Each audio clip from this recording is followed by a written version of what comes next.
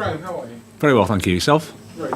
You said this was an opportunity that was too good for you to turn down in your 800-word letter to the Brighton fans. Can you just explain more about that and more what your philosophy will be here compared to maybe what it was at Brighton? Well, you have to look at the football club here, the tradition, the quality, the size of the club, the ambition of the club, to compete in the Champions League, to compete at the top of the Premier League. It's a completely different challenge to the one I've had. I had 3 fantastic years at Brighton, amazing football club, but I'm very, very thankful for the ownership here of putting their trust in me and belief in me to work with an exciting group of players, to be competitive, and to put a team on the pitch that our supporters are really, really proud of. So I'm very, very excited, as you can imagine, and really looking forward to getting going. Andy and then Carrie.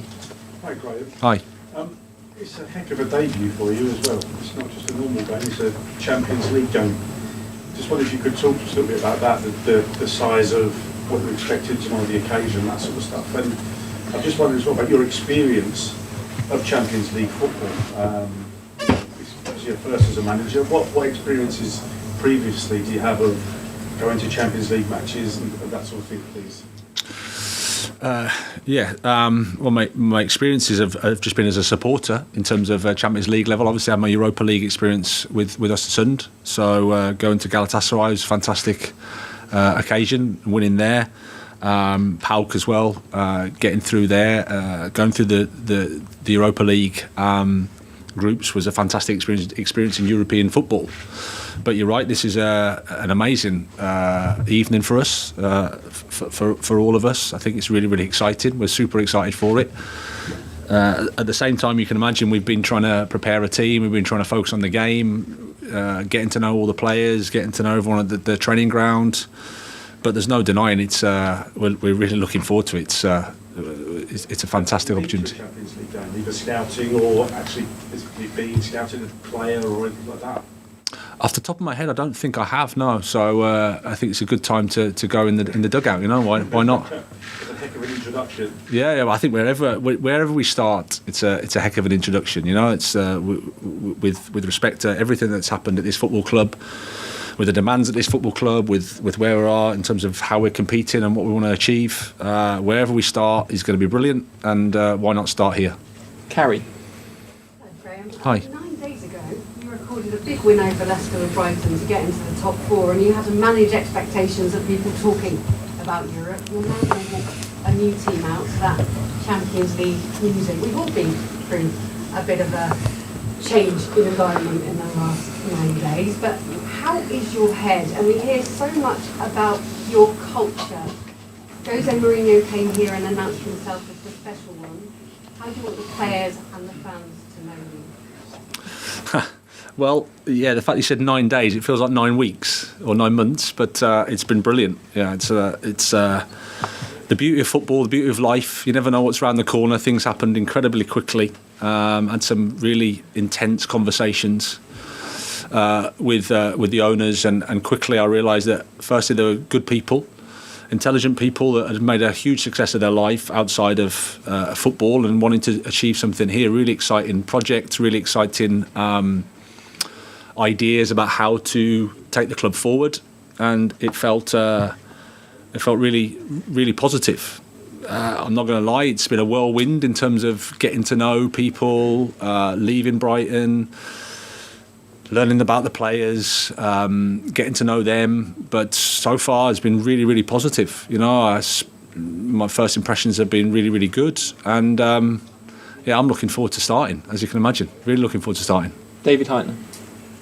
Graham, are there risks attached to you in this career move? Risks? Well, if we walk out the road over there's a risk. You know, that's what life is. I mean, no one knows what's going to happen in the future.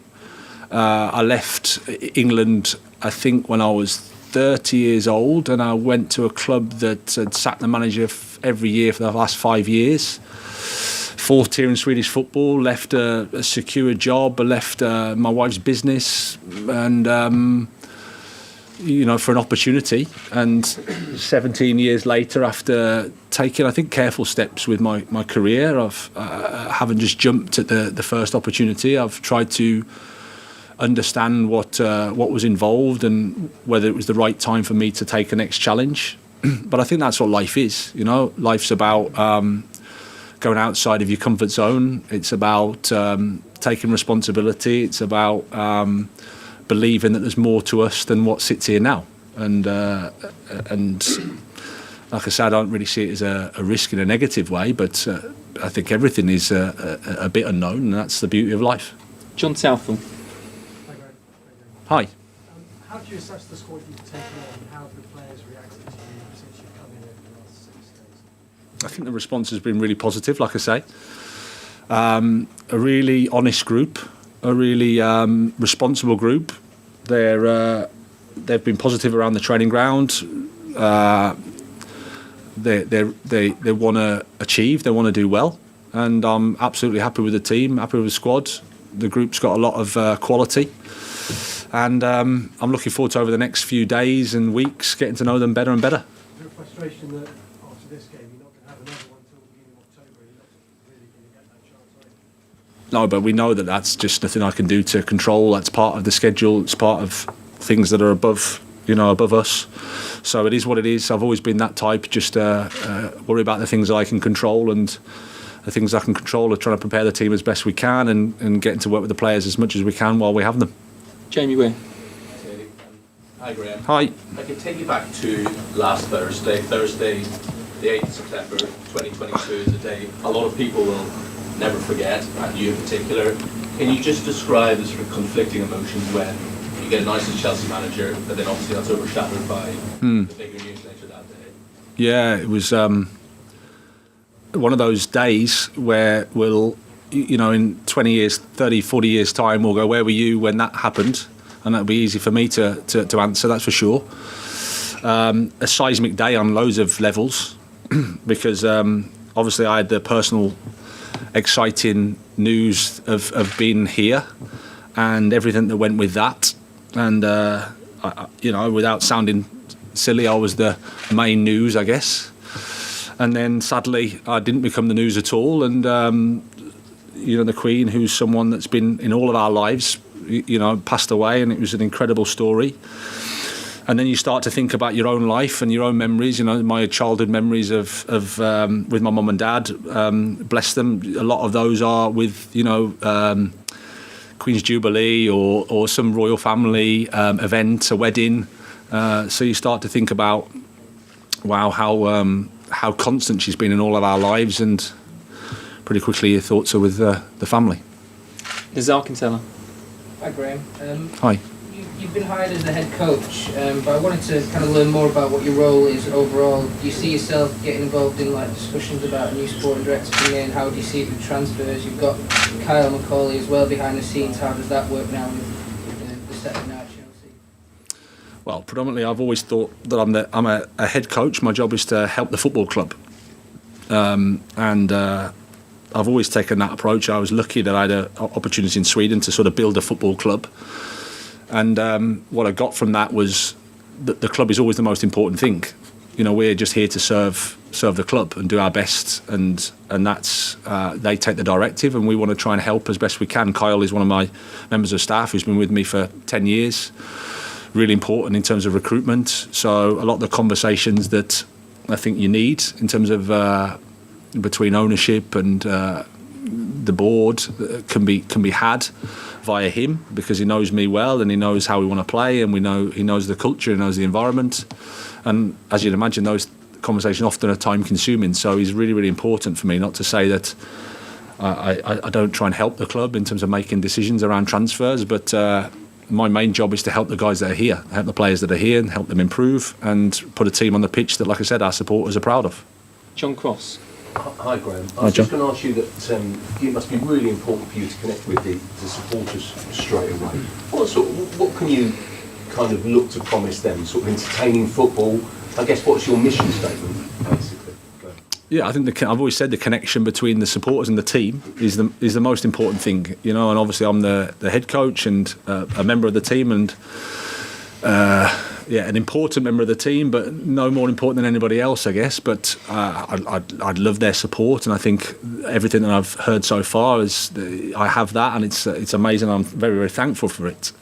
In terms of what I can promise, we're playing a game that is uncontrollable. So I can promise that I'll do my very, very best every single day, take responsibility. The team that I'd like to see is one that is balanced in terms of attack and defence. A humble team, a respectful team that when they don't have the ball, that runs hard and runs and fights, because I think that's important also. We want to entertain, of course we do, but we also want to win. I'm respectful of the Premier League, I'm respectful of my opponents, that there's a lot of teams that want to do the same thing, but we want to create our own team, our own identity, so it's recognisable. Supporters understand what we're trying to do, can see what we're trying to do, and we'll fight every day for it. Nick Pureball. Hi, Graham. Hi. How are you fixed with injuries? It's a pretty prosaic question, I appreciate, but Emily wasn't at training this morning for Liga days. Will he miss the game? Yeah, he'll miss the game. So will NG. Apart from that, everybody's fine. Both of those guys are progressing well, but the game's come too soon. But apart from that, we've got a fully fit team. Is Mendy's injury a knee? Yeah. Is it tendon? Yeah. So it's responded well, but I think it's been bothering him for a bit. So he's just had to take some time to clear it up. Don't think it'll be too long, but at the moment he's not available. Tom, then Jason. Hi, Graham. Hi. Can you give us some insight into your decision-making process when you were first approached about taking this job, and maybe who you spoke to, family, and that sort of thing? Yeah, I mean, well, my immediate family, my wife and my children. My children are 12 and 7, so I didn't bog them down too much with any conversation. But my wife, bless her, has been with me on this journey for along the way, so that was important for me to have that conversation. And then it's about my staff, and obviously hearing the owners here. We quickly had to make a decision. There was a lot of talks. It was very intense, but like I said, I got a nice feeling for the owners on a human level. Good people, very intelligent people that have an understanding of what they want to achieve. They've thought in the long term. They had a plan. So that was exciting. And then it was, we were happy and we were secure and we were in a good football club. So you have to acknowledge that as well. But the challenge, as I said at the start of this conversation, was too big to turn down. It felt right for me. I'll always be respectful and thankful for Brighton and Hove Albion, but this club is an amazing football club, and it's an amazing challenge for us. Jason. Probably quite a tricky question, Graham, but obviously in the past, Chelsea have a history of hiring and firing managers. They turn over managers very, very quick. If you'd been approached under the previous regime, would you have been less inclined to take the job? I don't like answering ifs and those types of questions, but I think it's not fair on the current owners to compare, and it's not fair on the previous regime to compare. It was what it was, and the history of Chelsea and the previous ownership is fantastic. I'm very, very respectful of that. I've grown up with the success, and it's been amazing. Our job is to create our own history, our own path, and that's what we're going to be focused on doing. Adrian. Great. You spoke earlier on about leaving to go to Sweden earlier on in your career. When you made that step, was eventually coming back to this level and working at a club at this level, was that always something you expected would happen, or was it something that felt too far away?